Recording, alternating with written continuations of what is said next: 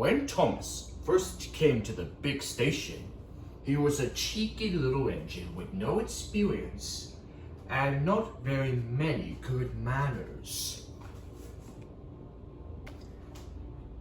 He liked to play tricks on the other engines, and sometimes he could rush to finish the job quickly and made a careless mistake. He thought that no engine worked as hard as he did. Thomas had a lot to learn before he could become a really useful engine. One day, Thomas was shunting coaches in the yard, but he didn't think shunting coaches around was a very important job. He decided to play a trick on Gordon instead. When Gordon came chugging into the yard, Thomas popped out from behind a tree and overturned a truck full of cement right onto Gordon's wheels. Gordon was stuck. "Now I cannot pull the express."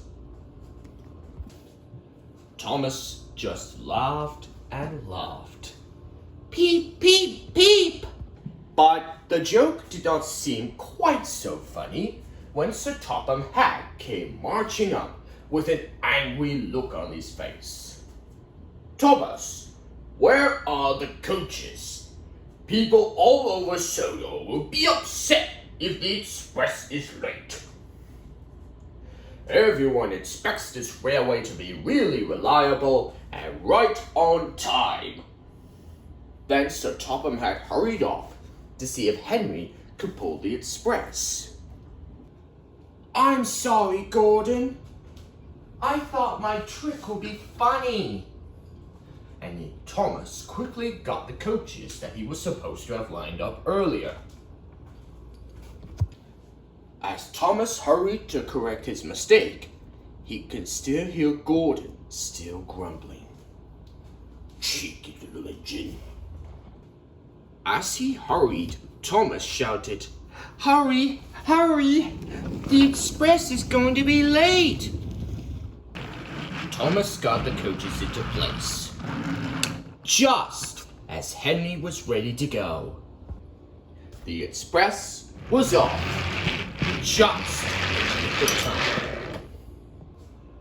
When all the commotion was over and Gordon was unstuck and cleaned, Thomas got a good talking to. Sir Topham Hatt said, "Really useful engines do not play tricks when they have work to do. Shunting coaches may not seem important, but it is. If the coaches aren't lined up properly, the passengers cannot ride the railway." After that, Thomas went to work.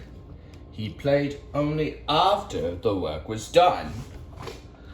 But he wished he could pull coaches filled with passengers instead of pushing empty coaches around the yard. The next day, Thomas's wish was granted. Henry was too sick to pull his morning route, and Thomas is the only engine left in the station. "You'll have to pull Henry's train, Thomas. We are counting on you, and no tricks." "Yes, sir." And Thomas headed off to get the coaches. Thomas puffed into the station where the coaches and the passengers were waiting. "Calm down, Thomas," said his driver. "Really useful engines are patient and careful with their work." But Thomas didn't pay it any mind. He quickly backed up to the coaches. Then, without waiting for the all clear signal, he chalked out the station. Thomas puffed along the line. He was very proud of himself. When he came to the signal, he slowed to a stop. Why can a speedy train like me have to wait for a pisty signal? Peep, peep, he whistled impatiently. The signalman came running out. Hello, Thomas. What are you doing out in the yard? Can't you see? I'm pulling Henry's morning route. I don't see any coaches. Thomas's driver looked under his shoulder. There were no coaches. Thomas had left them behind at the station. Thomas felt so miserable that he almost cried. Don't worry, Thomas. We'll go back and get the coaches straight away. By this time, Thomas got the coaches. But this time, he stopped at every station to let his passengers off to go home. Thank you, Thomas, the passengers said, smiling. When the work was done, Thomas headed back to Tidmouth. Pulling passenger coaches was hard work, so Topham Hatt was waiting for him, trying not to smile. You did just fine, Thomas, but as long as you get the coaches, Sir Topham Hatt chuckled. And much importantly, really useful engines always take on their passenger duties. And you learn that all job is none other than important. The next week, Thomas was pulling the afternoon train. When he came to the first station, he saw an engine hurrying towards him, but not on the train tracks. Hello, I'm Thomas. Why aren't you on the track? Nice to meet you. I'm not a steam engine because I'm not the train. I'm a bus.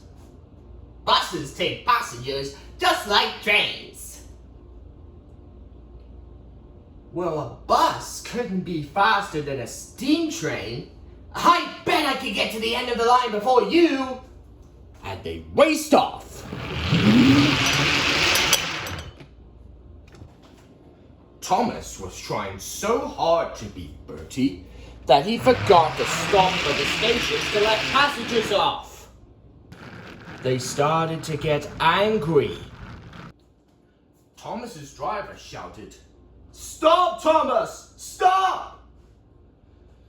Thomas is so fast that he could only hear the wind whistling.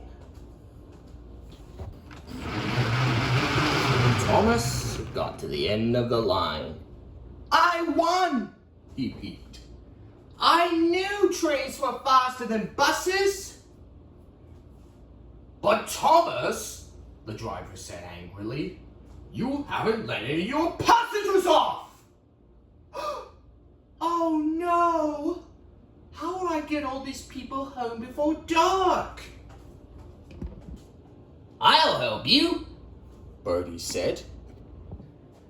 You will help me, Thomas said, even though I was very tricky. Of course. We all work together if we make mistakes.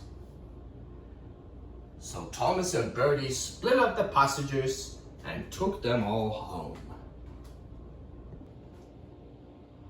As the sun sets, Thomas headed home. He also had another good talking to from Sir Topham Hatt. Thomas, today you make 2 mistakes. One when you race against Bertie, and another when you forgot to let off your passengers. But in the end, you and Bertie got all the passengers safely home. You learned that trains and buses are different, but things always work out when you work together. Thomas was learning new lessons every day. And he got like his new responsibility. He was shunting some cars in the yard. When he saw James going by, going much too fast. Help! Help! They're pushing me! They're pushing me!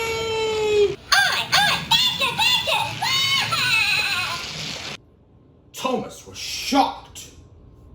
He got the opportunity, grabbed the crane train, and he hurried off after James. When he found James, it was a little too late. James had come off the rails, but Thomas isn't too late enough to save him. Poor James is in urgent repairs, but Thomas isn't giving up. He got the brave hand and took James to the works. At Tidmouth Town Square, right next to the shed Broadwood, Thomas had another great talk-to from Sir Topham Hatt. Thomas, I am very proud of you. You are brave, helpful, and useful. That is why you have become really useful engine. Due to brave action for rescuing James, for such a good job, I have decided that you should have your own branch line. Thomas gasped. He was delighted. Beep, beep, beep! He whistled happily. Now Thomas was happier than he ever had, along with his faithful coaches Annie and Clarabelle. Together, they jumped up and down on his very own branch line. And that is the story how Thomas became a cheeky engine to a really useful engine.